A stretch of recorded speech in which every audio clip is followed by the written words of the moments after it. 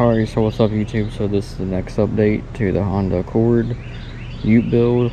I've actually finished the side of the passenger side for the quarter rear wall, I guess you call it. I would say window, but we're not putting a window in this one. As you can see, it's now done, fully encased. It's been tack welded. Can't really weld through it because if I do, it'd weld right through the body and it actually burns through it, as you can see right here. So tacked it down here, two different sheets of metal. Actually, that's not one big sheet. I wanted to, but that's what it is. And on here, as you can see, I put seam sealer right here in the small cracks, and then like right here I'm gonna lay some fiberglass back here once I clean all this up a little more, and then probably do the same like right here. My goal is to fiberglass all of this and put some Bondo filler on it, so that way it a little bit better line up with this right here, and also so to clean up the welds that I had to use right here. And thinking the last video, I can't remember, I made a TikTok about it though, but I made a couple posts, a little small update for with this big piece in it, and you could tell up here it was sticking out, and I didn't like that. It was like really tacky, so I actually fiberglassed it. Still did not look good. I was like, I'm not really trying to build no, like, you know, side wings or anything stupid. So we actually put we put metal screws in it, and it worked out fine. What I'm probably gonna do though is I'm not sure how I'm going. Probably have to re-drill the holes out and use self-tapping screws on new spots, or just see if I can Bondo over all this and blend it in with the car body. But up here it's still pretty disgusting. It's still drying too, and I really have to like come back through again with this. I hate working with fiberglass. It's actually my first time actually working with fiberglass. Actually, I did this the other day, and now it's really cured, because as you can remember, there was a big hole right here, and I just did not want to cut a piece of metal and try to tack weld it to this, and then here and here. I just like, nah, there's an easier way to do this, right? And lo and behold, it's fiberglass. First fiberglass job I done, and I cut right here. That's why it looks like that.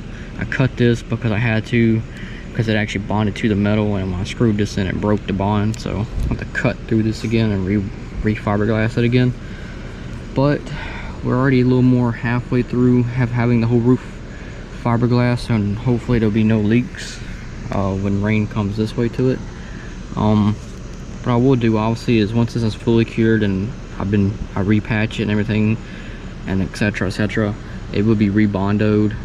I'll put Bondo over it, and I'll sand it back down real good and make it look kind of have a little curve down, like a little drop down almost, so it kind of goes like this, so it'll look a little bit more original.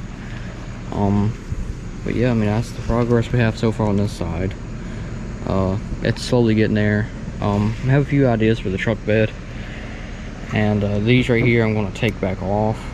I'm just going to decide to go with a little bit wider of a I'm not sure what you call plates, I guess you call it.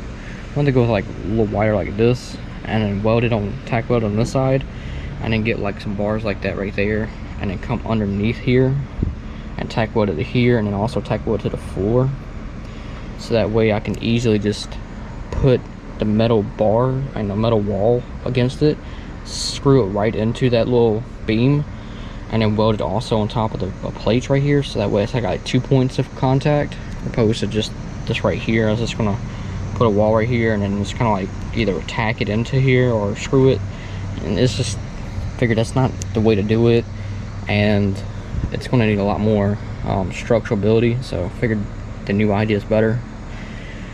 So we'll get to that once we finish working on the cab section.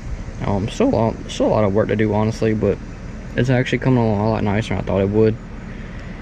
Making a lot of different changes here and there as I learn to do new stuff. Like I said, fiberglass is something new to me, so it's obviously going like crap right now, but it actually seems to be holding very well, so only time can tell with that though, of course. But yeah, so we're going to try that new method.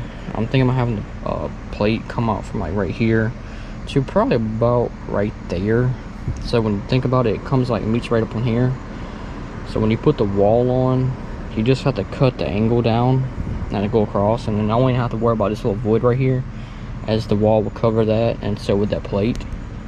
So I think that's the best plan to do this, because I still have to figure out how to not stretch out so much of the wiring for the fuel pump right here. And then on the other side over there, inside the cabin, I tucked it away for now, and I hooked all the wires to it, but those are the brake lights and the rest of the electronics on that side. So I have to figure the same thing out over there.